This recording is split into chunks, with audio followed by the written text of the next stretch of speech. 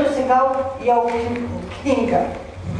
Galima sakyti, tai mes su Ilze kalbėjome, kad jau galėsime išleisti latviškai. Ziemassvētku ceļoklis. Mazais vilpītis atkal sabozies kautri, no decembra kļavām, kas alejā klaudz, pār pilsētu aizsāto spalva kā šautra. Nāk rozīte pretī, sīknautu taustu, gar fasādēm lampiņu virtenes pinas, un skatlogi gaismu pumpuros raso.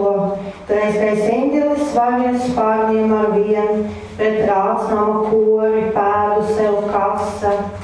Šī sniegpilnā pilsēta pieradinātā, no atcenēm logu zilgumu tīra, advents pirms vakarā laterna glāvā, zaļā jakā sunīti mazu ved līdz.